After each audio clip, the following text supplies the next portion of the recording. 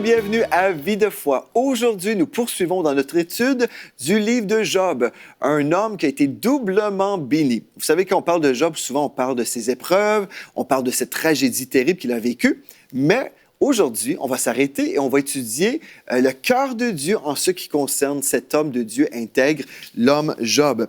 On va aller ensemble dans Job chapitre 1 au 2e verset où nous lisons « Il lui naquit 7 fils et 3 filles. Il possédait 7000 brebis, 3000 chameaux, 500 paires de bœufs, 500 ânesses et un très grand nombre de serviteurs. Et cet homme était le plus considérable de tous les fils de l'Orient. » Donc, nous retrouvons au tout début cet homme hyper béni. On a mentionné hier, en fait, comment il était vraiment béni en parlant justement de ses serviteurs. S'il avait autant d'animaux, bien, il avait besoin d'avoir des serviteurs pour en prendre soin également. Donc, on comprend que Job, selon le cœur de Dieu, c'était un homme béni.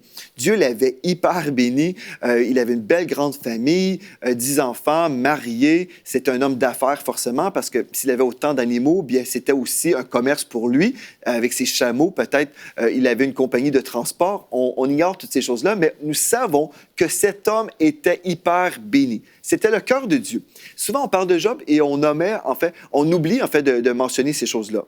On lit rapidement et on se concentre sur sa tragédie, mais on oublie en fait que le cœur de Dieu est révélé au tout début. N'est-ce pas vrai? C'est bon de le savoir. Donc, 7 fils, 3 filles. Et quand on comprend le cœur de Dieu pour cet homme, puis on va comprendre que son cœur n'a pas changé pour nous aujourd'hui. Si Dieu était bon dans le passé, Dieu est encore bon aujourd'hui. Et vous savez, quand on comprend qui est notre Dieu, on va être protégé des fausses prophéties qu'on peut entendre. Il n'y a pas si longtemps, j'ai rencontré un couple dans le ministère, et puis ces gens-là ont vécu une tragédie, mais en fait, ils ont reçu une parole prophétique, et cette personne disait, en fait, Dieu m'a révélé que vous allez vivre l'épreuve de Job. Vous allez perdre votre maison, vos voitures, votre santé. Et bref, c'était vraiment des paroles terribles, c'était des paroles de malédiction que ce couple ministériel a entendues et reçues. On se dit, mais pourquoi ces gens ont pu croire de telles paroles? Bien, c'est parce que dans le corps de Christ, souvent, la tradition a régné. Et on n'a pas compris vraiment que le livre de Job nous fait un contraste entre le cœur de Dieu et le cœur du diable. Et on s'imagine que c'est la volonté de Dieu pour nous de passer par de telles épreuves. Donc, pour eux, lorsqu'ils ont entendu ce rapport-là, ils ont cru, ah bon, Dieu veut vraiment nous éprouver, nous purifier, et puis voilà, Dieu veut détruire notre vie au final. Hein? C'était ça. Et puis, c'est ça qu'ils ont vécu. Ils ont vécu l'horreur. Ils ont tout perdu. Et après, ils m'ont raconté qu'ils avaient appris que ce n'était pas la volonté de Dieu, mais ils s'étaient fait avoir par des fausses paroles. Aujourd'hui, j'aimerais simplement vous aider à comprendre que le cœur de Dieu, c'est un cœur d'amour, un cœur de bonté, et Dieu ne veut pas utiliser la malédiction pour vous enseigner. Venez avec moi dans 2 Timothée chapitre 3 au verset 16. Donc 2 Timothée chapitre 3 et au verset 16. Si vous vous rappelez, hier, on a mentionné que le contexte du livre de Job, en fait, c'est un livre qui avait été écrit avant, certainement, le Nouveau Testament, avant les bénédictions de Deutéronome 28. Donc, c'est le premier livre de la Bible. Et on comprend que depuis ce temps-là, Dieu a parlé et Dieu a précisé des choses pour nous aujourd'hui. Et dans 2 Timothée chapitre 3 au verset 16, nous lisons « Toute écriture », on parle ici de la parole de Dieu, donc toute écriture est inspirée de Dieu et utile, pourquoi? Pour enseigner, pour convaincre, pour corriger, pour instruire dans la justice, afin que l'homme de Dieu soit accompli et propre à toute bonne œuvre. Donc, aujourd'hui, Dieu, le Saint-Esprit, nous enseigne ses voies, il nous enseigne à partir de la parole qu'il a lui-même inspirée. Donc, comprenez ceci. Aujourd'hui, comment est-ce que Dieu va nous enseigner? Est-ce que c'est en nous envoyant un cancer? Est-ce que c'est l'école du Saint-Esprit? En nous envoyant, par exemple, une voiture pour nous frapper?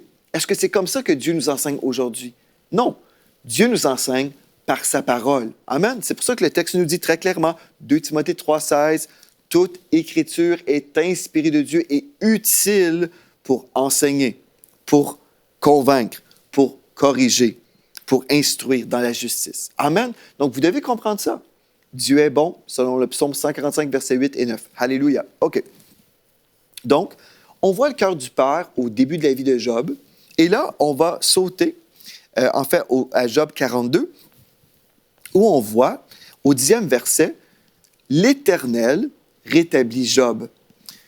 Il y a eu cette situation entre le premier chapitre et le dernier, une histoire d'horreur. Mais au tout début, ce que nous retrouvons, la bénédiction de l'Éternel, qui était sur Adam, était également sur Job. Si on revient au Jardin d'Éden, Genèse chapitre 1 au verset 26, on va voir en fait que tout ce que Job vivait, là, c'était vraiment l'onction de la multiplication qui était en opération dans sa vie, n'est-ce pas? Imaginez 10 enfants, vous avez 7000 brebis, 3000 chameaux, 500 paires de bœufs, 500 ânesses, un très grand nombre de serviteurs. C'est un homme qui était très béni. Et on comprend, en fait, que dans le Jardin d'Éden, c'est là où Dieu a déclaré la bénédiction sur l'être humain. Et puis, on va lire ensemble Genèse chapitre 1, versets 26 et 27.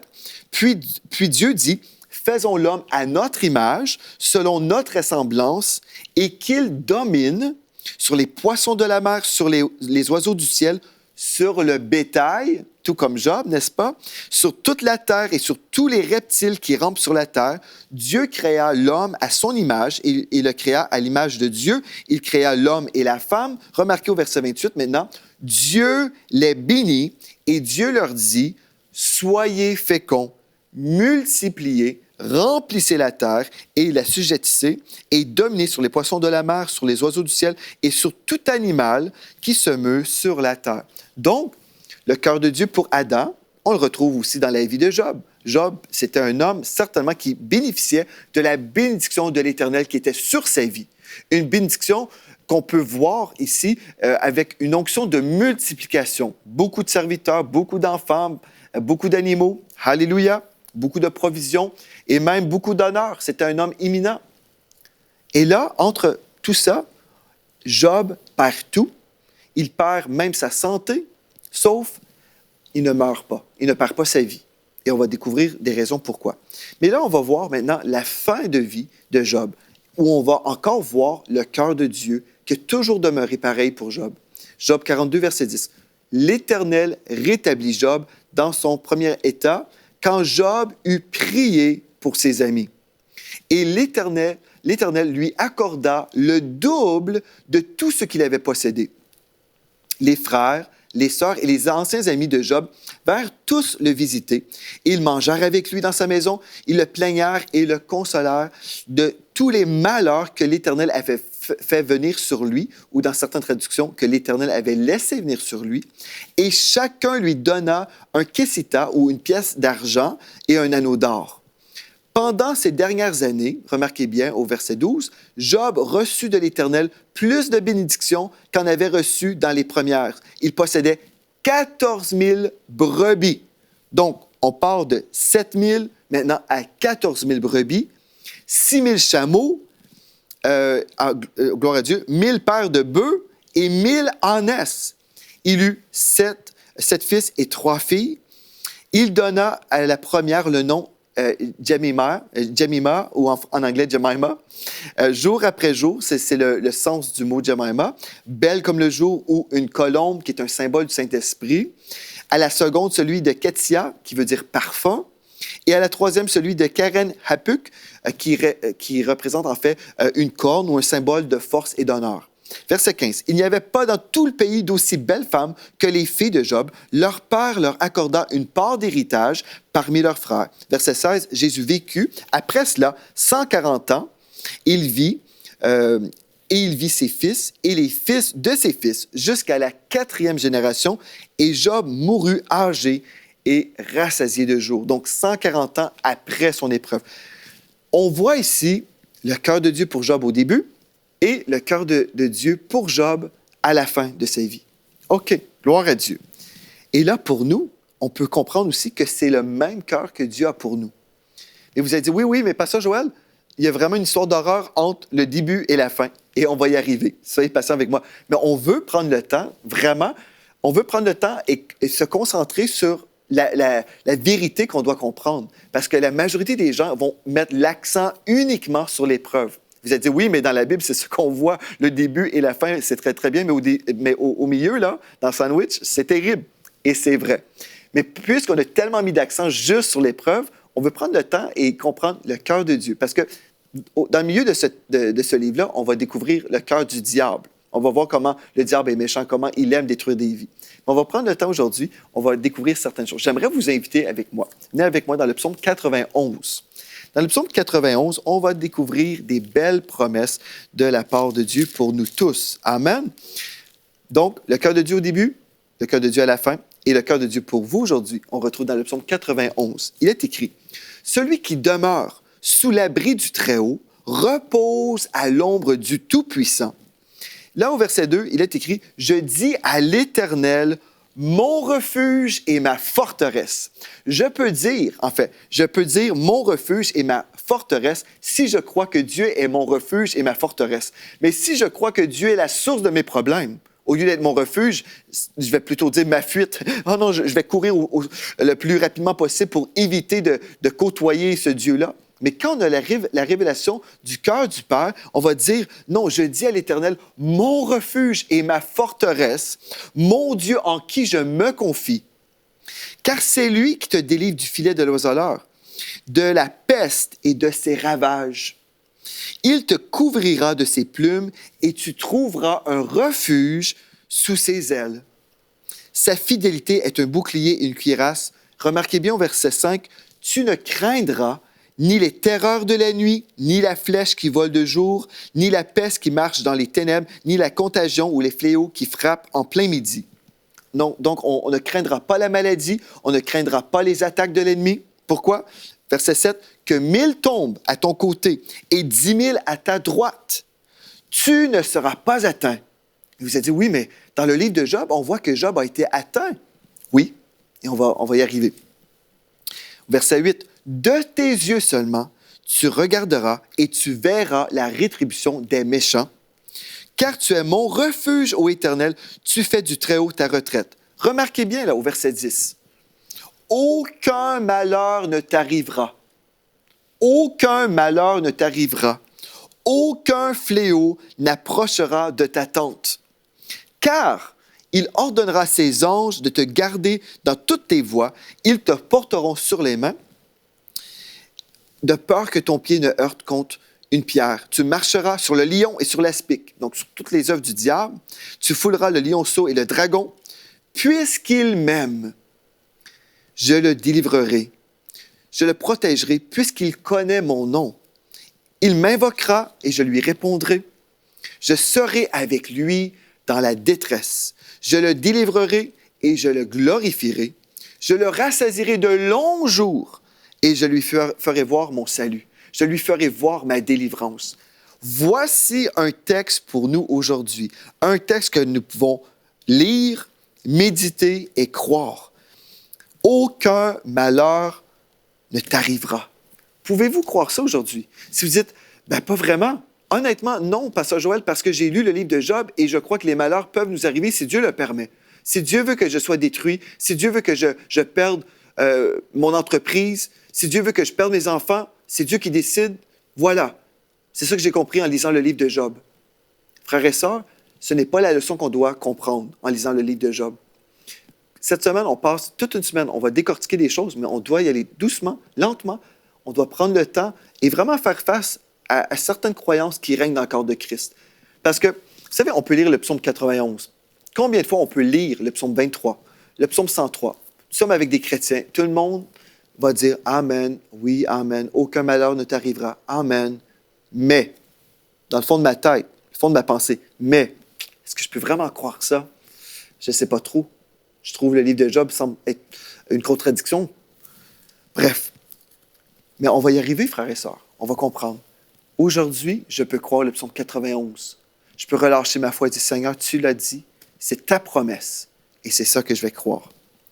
Je vais lire un autre texte, le psaume 103. Je l'ai mentionné, venez avec moi, dans le psaume 103. Vous arriverez à une place dans votre vie chrétienne, un endroit spirituel où vous ne douterez plus jamais des promesses de Dieu.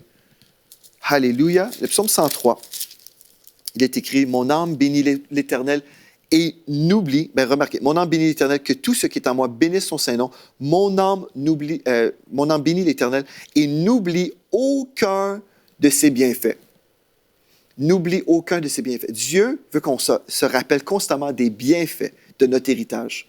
Amen. Donc, n'oublie aucun de ses bienfaits. Mais quels sont ces bienfaits-là? Verset 3. C'est lui qui pardonne toutes tes iniquités. Donc, on est tous d'accord, Dieu pardonne tous nos péchés. Amen. Toutes les églises de la planète vont dire Amen, Amen, Amen. Mais là où on va être en désaccord, c'est dans la deuxième partie du verset 3. Qui guérit toutes tes maladies. La Bible dit très clairement, Dieu guérit toutes nos maladies. Amen. Alléluia. Moi, je le crois. Si vous dites, notre association d'église dit autre chose, qu'est-ce qu'on veut croire dans la vie? L'opinion des hommes ou la parole de Dieu? Amen. Qui guérit toutes tes maladies. C'est lui qui délivre ta vie de la fausse. Ce texte-là, en fait, la fausse se réfère en fait à la tombe. Okay? Donc, Dieu veut vous délivrer d'une mort prématurée. Alléluia, c'est lui qui délivre ta vie de la fausse, qui te couronne de bonté et de miséricorde. Gloire à Dieu. Vous voyez ici ce texte-là, moi je l'aime beaucoup, parce que ce texte me dit encore une fois que Dieu est bon. Alléluia, c'est ça qu'on a vu dans notre première émission, la bonté de Dieu pour tous. Aujourd'hui, je peux continuer à croire que Dieu est bon. C'est lui qui me couronne de bonté. Et ce n'est pas une petite couronne miniature sous ma tête. En fait, c'est littéralement une couronne qui recouvre tout mon corps. Vous dites, Pasteur Joël, est-ce que tu crois que tu vis dans une bulle? Alléluia, oui, je le crois. Je vis dans une bulle de protection. Je vis dans une bulle de santé divine. Gloire à Dieu. Il peut y avoir des maux qui courent. Il peut y avoir la gastro. Il peut y avoir la grippe. Il peut y avoir toutes sortes de choses. Mais gloire à Dieu, en Christ, je peux bénéficier de la santé divine parce que je crois que par ses meurtrissures, j'ai été guéri il y a 2000 ans. Alléluia. Gloire à Dieu pour ça. C'est lui qui rassasie de bien ta vieillesse, qui te fait rajeunir comme l'aigle. Alléluia. Gloire à Dieu. L'Éternel fait justice, il fait droit à tous les opprimés. Il a manifesté ses voies à Moïse, ses œuvres aux enfants d'Israël. Vous voyez, ça c'est important. Il a manifesté ses voies à Moïse, ses œuvres aux enfants d'Israël. Verset 8. L'Éternel est miséricordieux et compatissant, lent à la colère et riche en bonté. On l'a vu dans le psaume 94, mais on le retrouve ici également. Il ne conteste pas sans cesse, il ne garde pas sa colère à toujours, il ne nous traite pas selon nos iniquités ou nos péchés, il ne nous punit pas selon nos iniquités, mais autant les cieux sont élevés au-dessus de la terre, autant sa bonté est grande pour ceux qui le craignent. Autant l'Orient est éloigné de l'Occident, autant il éloigne de nous nos transgressions. Alléluia! Comme un père a compassion de ses enfants, l'Éternel a compassion de ceux qui le craignent. Et je pourrais poursuivre dans cette lecture, je ne prendrai pas le temps, mais vous pouvez juste méditer sur la bonté de Dieu. Alléluia!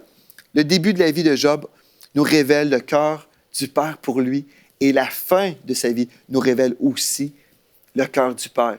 Le cœur du Père pour vous, c'est la même chose. Il veut votre bien.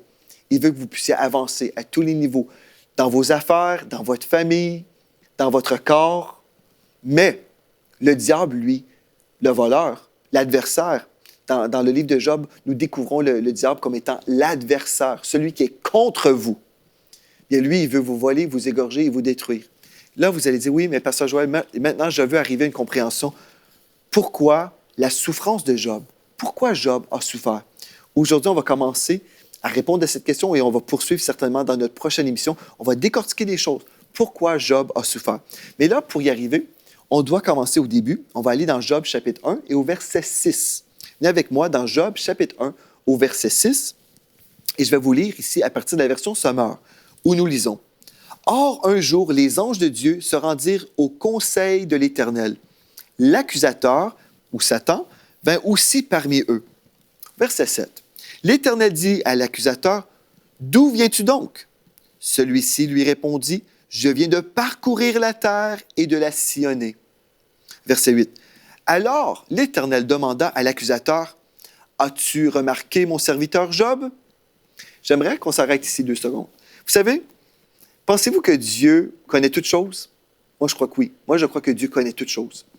Et je crois, en fait, que Dieu avait vu l'adversaire qui rôdait autour de Job, cet homme intègre, cet homme de bénédiction. Peut-être le diable avait essayé de le tenter. Peut-être le diable voulait qu'il chute, qu'il tombe dans le péché. Peut-être le diable essayait de le rendre instable dans les voies de Dieu. Mais cet homme demeurait stable, fidèle, intègre. Gloire à Dieu. Le diable rôdait autour de lui. Il rôdait. Et puis, la Bible nous dit que, en fait, le diable, notre adversaire, rôde comme un lion rugissant, cherchant qui il va dévorer. Donc, je crois que le diable, même à l'époque, rôdait. Il voulait dévorer la vie de Job. Il voulait le détruire. Donc, quand Dieu pose la question, au verset 8, tout comme quand Dieu a parlé à Adam, il a dit, mais pourquoi tu te caches là? Hein? Et là, Adam, en fait, répond, mais vous savez, Dieu connaissait déjà la réponse. Dieu connaît les réponses de tout, là. L'Éternel demanda à l'accusateur, « As-tu remarqué, mon serviteur Job? » Je ne crois pas que le ton, c'est, « As-tu remarqué, mon serviteur Job? » Je ne connais rien, moi, du tout. Là. Non, Dieu connaissait toutes choses. Dieu dit, « As-tu remarqué, mon serviteur Job? » En d'autres mots, je pense que tu l'as remarqué, hein? Il n'y a personne comme lui sur la terre. C'est un homme intègre et droit, un homme qui craint Dieu et qui évite de faire le mal. Au verset 9, l'accusateur lui répondit, « Est-ce vraiment pour rien que Dieu craint Dieu? N'as-tu pas élevé comme un rempart de protection autour de lui, autour de sa maison et autour de tous ses biens? » Ici, là, c'est intéressant. Remarquez bien au verset 10, « N'as-tu pas élevé comme un rempart de protection? » Vous savez, dans la protection divine du psaume 91 qu'on a lu, justement, c'est ça que Dieu fait. Nous sommes protégés en lui. Nous pouvons déclarer, oui, je vis dans une protection surnaturelle sur ma vie. Je peux plaider aujourd'hui, dans cette nouvelle alliance, je peux plaider le sang de Christ sur moi-même, sur mes enfants, sur ma maison, sur mes voitures. Même quand je pars en voyage, je plaide le sang de Jésus sur mes valises. Quand je prends l'avion, je plaide le sang de Jésus avant de prendre l'avion. Je décrète par mes paroles le sang de Christ. Je suis protégé en Jésus. Alléluia! Tout comme le peuple d'Israël a été protégé lorsque le destructeur, l'ange destructeur est venu lors de la dernière plaie dans l'Exode, la plaie en Égypte. Donc, on voit quand je verrai le sang, je vais passer au-dessus. Je vais passer au-dessus et vous serez protégés. C'est la même chose quand nous plaidons le sang de Jésus. C'est le sang de Christ qui nous recouvre, qui nous protège. Mais là, Job dit, est-ce vraiment pour rien que Job craint Dieu? N'as-tu pas élevé comme un rempart de protection autour de lui, autour de sa maison et autour de tous ses biens? Tu as fait réussir ses entreprises. Job, il dit ici là, que Dieu, tu as fait réussir les entreprises de Job. Ses troupeaux se sont multipliés dans le pays, au verset 11. Mais porte donc la main sur tous ses biens et sur les siens, et l'on verra s'il ne te maudit pas en face. Au verset 12, alors l'Éternel dit à l'accusateur, « Tous ces biens sont en ton pouvoir. » En fait, si nous lisons ce texte-là dans la version Louis II, dans le livre de Job, en fait, on retrouve ici une traduction un peu différente dans le livre de Job. Au premier verset, nous retrouvons ici, au verset 12, l'Éternel dit à Satan, « Voici tout ce qui lui appartient, je te le livre. » Dans la Louis II, nous lisons, « Je te le livre. » Mais je préfère la traduction Summer ici. Remarquez bien. Tous ces biens sont en ton pouvoir. En fait, c'était ça la réalité. Déjà, tous ces biens étaient déjà vulnérables à ce moment-là. Et vous comprendrez pourquoi. On va y arriver. On avance doucement là. Et vous verrez pourquoi plus tard. Alors, l'Éternel dit à l'accusateur, ici la vérité, Dieu lui dit, « Tous ces biens sont en ton pouvoir, ainsi que les siens, mais ne porte pas la main sur sa personne. » Alors l'accusateur se retira de la présence de l'Éternel. Si on peut afficher l'image numéro 4, s'il vous plaît. J'aimerais vous aider à comprendre ceci, très, très, très important. Si Job servait Dieu par égoïsme, comme Satan supposait, là, pour servir ses propres intérêts, il n'était pas vraiment un homme juste et intègre, mais plutôt un hypocrite. Par conséquent, si l'accusation contre Job était vraie, Dieu aurait menti en déclarant Job intègre. Voyez-vous l'enjeu ici, là, frères et sœurs? Voyez-vous l'enjeu? C'était toute une accusation, non seulement contre Job, mais en fait, le rapport de Dieu sur Job était même en question ici. Dieu, tu dis que cet homme-là est intègre. Mais moi, je dis, l'accusateur dit, l'adversaire, en fait, non, non, non. La seule raison pourquoi Job t'aime, là, c'est parce que tu l'as béni. Non, non, c'est la seule raison. En fait, moi, je crois aussi que le diable supposait que personne ne veut t'aimer Personne ne veut vraiment t'aimer, toi, Dieu. La seule raison que quelqu'un veut te suivre et t'aimer, c'est parce que tu l'as béni. Tu as établi un rempart de protection autour de lui. C'est la seule raison. Personne ne veut te suivre. Et, en fait, vous savez, si Dieu avait menti sur Job, si c'était vraiment vrai ce que le diable disait, si l'accusation du diable était véritable et que Job, c'était simplement un hypocrite, un profiteur de Dieu, bien, Dieu était un menteur. Si c'était vrai, si le diable disait vrai, le Seigneur disait faux. Le Seigneur mentait au sujet de Job. Voyez-vous l'enjeu? Il y avait toute une situation compliquée ici. Donc, Dieu a dit, il est déjà dans ton pouvoir. Pourquoi que Dieu a dit ça? Pourquoi? Restez avec moi, on va poursuivre. De plus, si Dieu acceptait l'adoration d'un hypocrite, Dieu ne serait pas intègre lui-même, car il aurait appuyé l'hypocrisie.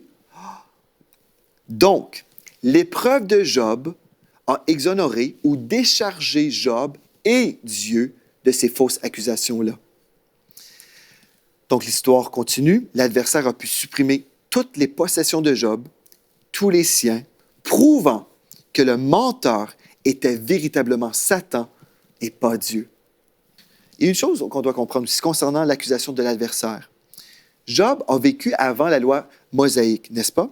Et dans Romains 5,13, nous lisons aussi, dans certainement le Nouveau Testament, « Or, le péché n'est pas imputé quand il n'y a point de loi. » Donc, si Dieu avait empêché l'épreuve de Job, ce que nous devons retenir aujourd'hui, la confirmation des 3 faits suivants aurait été empêchée. Notre 5e image, l'amour de Job pour Dieu. Deuxièmement, la droiture de Job.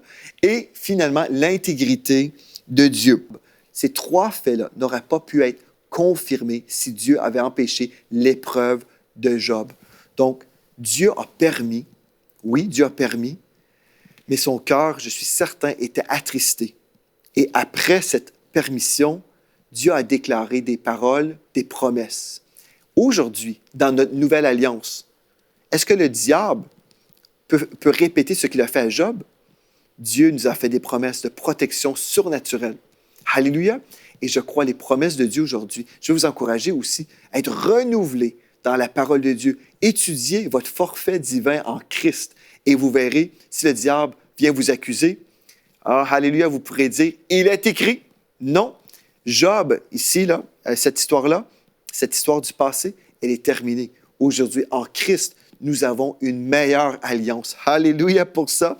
Parce que Job, vous savez, Job a vécu avant l'écriture de Deutéronome 28, avant la déclaration de Deutéronome 28. Donc, alléluia pour ça. Demain, on continue dans cette étude biblique fort intéressante. C'est demain. Merci d'avoir été là. Soyez richement bénis.